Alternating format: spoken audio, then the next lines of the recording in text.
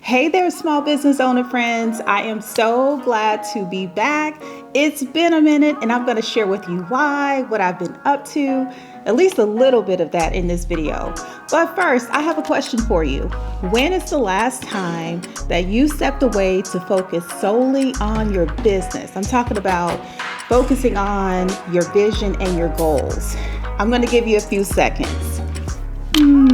Are you still thinking? We are so busy. We're busy with serving our clients and the day-to-day task of running our businesses. We rarely have time to step back to not only focus on our vision, but to nurture it as well. Without being intentional and setting aside this time, we risk losing sight of our why, the space to work on our businesses, facing potential burnout, and not being able to envision what's next. In today's video, I'm sharing a game-changing retreat that has completely transformed my business, and I hope that my experience will inspire you as well. Welcome back to the channel. If you're new here, I'm Shawon. I'm a brand strategist and small business owner myself. My mission here on the channel is to help you elevate your brand and boost your business. If you find value in today's video, give it a thumbs up, subscribe to the channel, and let's dive into this video. So a little backstory for you, and we're gonna go back to 2019. I was initially inspired by this idea of a business retreat by another entrepreneur who I saw on Instagram. She shared a behind the scenes story of her on a retreat. And I thought, wow, that's great. Maybe someday I'll do this in my business, right? Do you ever have that feeling when you see a good idea? You feel like, oh, I'm so happy that they were able to do that. I don't know if that's for me or not. And fast forward a few months, towards the end of 2019, I was working with a content strategist, and we had this meeting. We came up with my entire content plan for the quarter ahead, and I left that meeting with a long list of blogs that I was going to need to write. So if you're doing the math, so in a quarter, that would have been roughly about maybe 12 to 13 blogs that I needed to write, give or take. I want to say that I needed to write 12. I knew that I was going to need to step away from my business in order to get it done. Because it was the end of the year, I decided that I would also take this time and make it a retreat to get the blogs written, but to also prepare for the year ahead.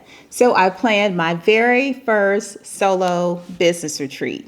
If you're struggling with feeling overwhelmed by the daily task and maybe lacking that space to focus on your vision, to nurture it well, or even the space to work on your business, then a solo business retreat might be just what you need. So what exactly is a solo business retreat? So I define it as an opportunity as a business owner to get away from the distractions of everyday life and your business to solely focus on your business. Don't have to worry about cooking dinner or running errands or things needed at home or extra things needed here at the studio. It's really that time to step away from everything to really focus. Sure, you have your own list of day-to-day responsibilities that you have.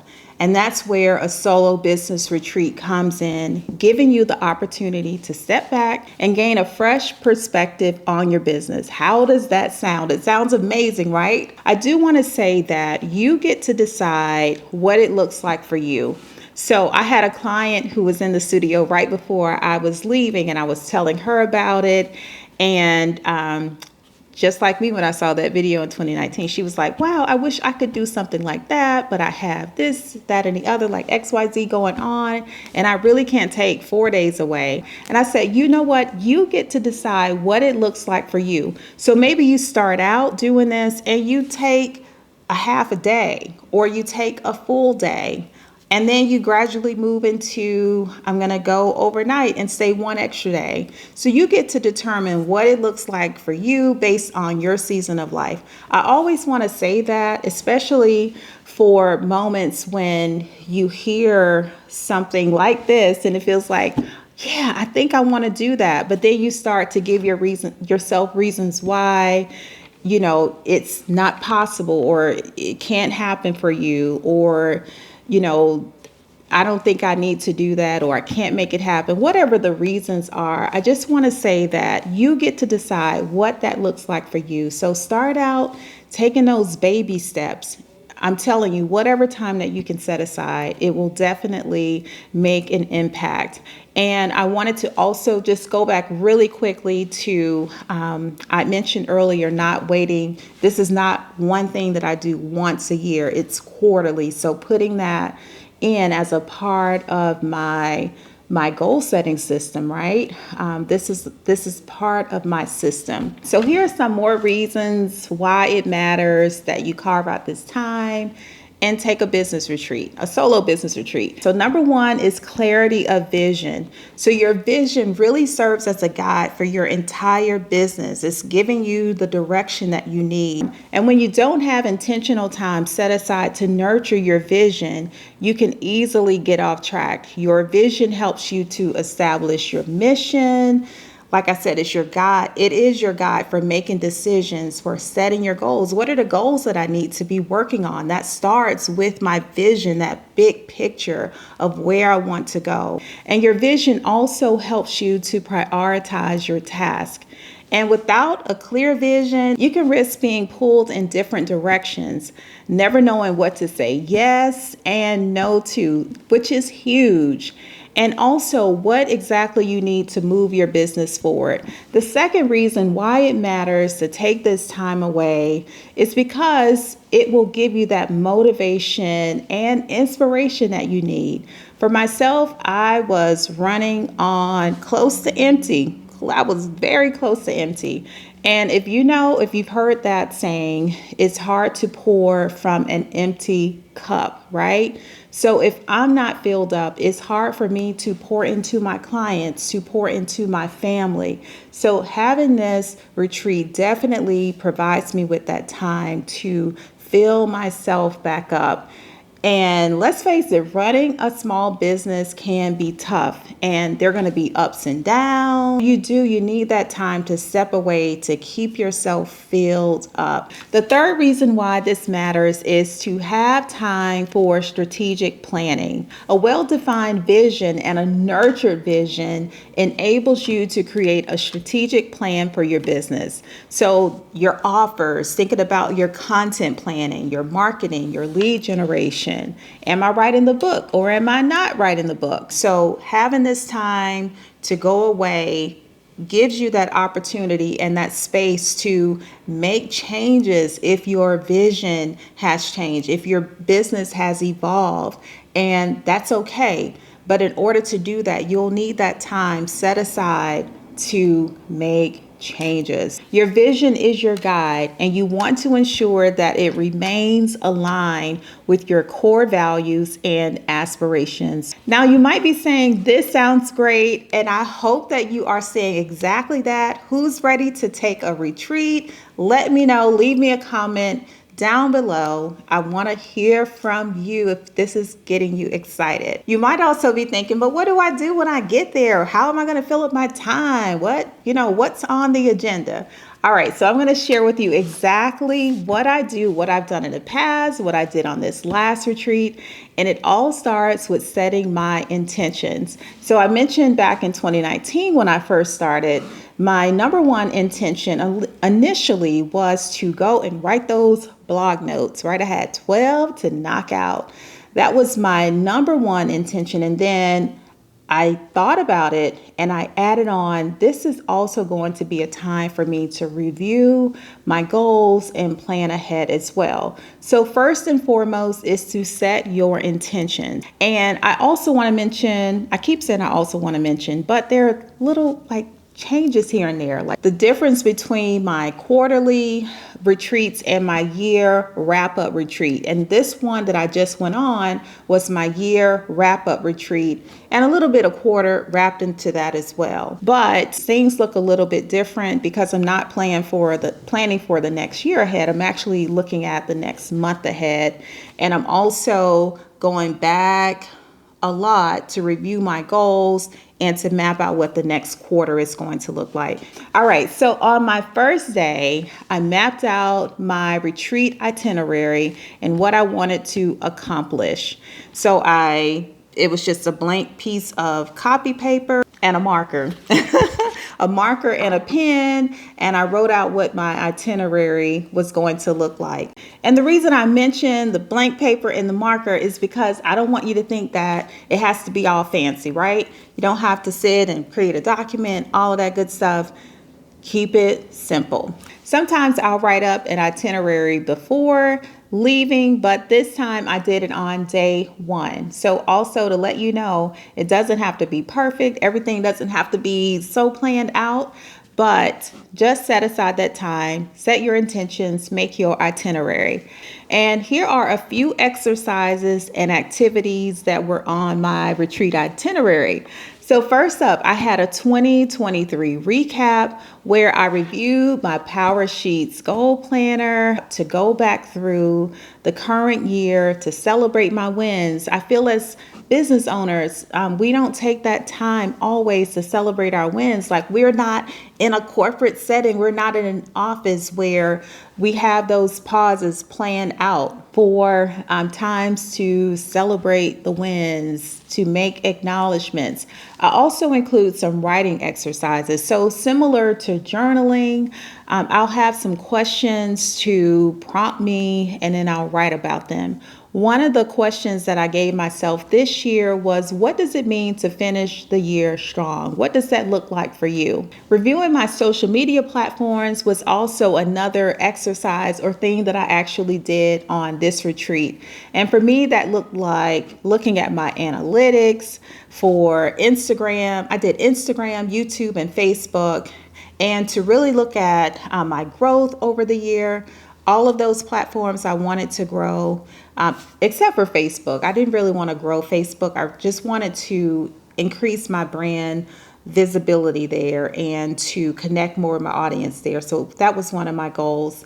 I also looked at what worked for this current year, as well as what didn't work. The things that are working, I want to do more of them. So I looked at, I'll say for Instagram, for instance, I looked at captions that worked well. I looked at photos, some videos that I created that worked well. I want to do more of those for the next year, right? So taking that time to review, for me, it was my social media platforms. For you, it might be your email list or your blog, also looking at those things too. So you get to decide what that is for your business. All right, my next exercise was my focus for 2024. And I was specifically looking at how did I want to shape my business offerings for 2024? What was that going to look like for me, and my marketing? And as I reviewed each of these buckets, say offers, lead generation, and marketing, I looked at what worked well this year, and then what things might I need to change and make better. Another thing that I put on this is not an exercise, but something that I do, and I want to make sure that I plan this in as well, is to get out and maybe just take a walk. Now, I will say that when I go on a retreat, this one in particularly, I packed up I cooked food in advance. I cooked all of my food. I'm talking about I had lunch and dinner for every day. I mainly cooked my dinners. I had some leftovers. I took me some peanut butter and jelly. I had all of my teas ready, my snacks, fruit, like all the things, because typically I am thinking about I'm getting in here, I'm hunkering down. And I will say for most of my quarterly retreats, that's exactly what I do. I don't want to go anywhere. I don't want to get dressed. Yeah, all of that. And I'm going to link down below some of my past business retreats so you can check out like the variation of what I've done from time to time. But for this one, I was intentional about getting out and taking a walk. And I also did this, I remember when I went up to Stowe, Vermont, a year, 2 years ago, I think it was, but I planned the retreat. It was a quarterly retreat. I planned it during the fall months. I love the fall season in New England. If you're from New England, you totally get it. We have the most beautiful fall season. I mean, the colors are glorious. Oh my gosh. All right. I'm getting excited thinking about fall, but have an activity if you have time. Like I said, it can be something as simple as getting out and taking a walk. Taking time for a solo retreat can work wonders for you, your business, your well-being. If you're unsure of how to get started, here are my top tips for planning to make the most of your experience. Tip number one is to put it on your calendar. If you don't put it on your calendar, it's not going to happen. Number two is to choose your location. Also, with choosing your location, choose what your retreat will look like for you. Half day, whole day, getaway, you get to decide. On my location wish list, quiet place, a place with a microwave. I told you I bring my food with me. Need a fridge to keep it cool. Also, too, on my wish list is to have a separate space so that I can work and sleep. For me, it really helps when I'm able to divide where I'm working and where I'm sleeping. Another thing on my wish list is to have a desk that I can sit and write at. Another thing on my wish list, and this is a big wish, is maybe having a fireplace. I don't know, it just makes it cozy.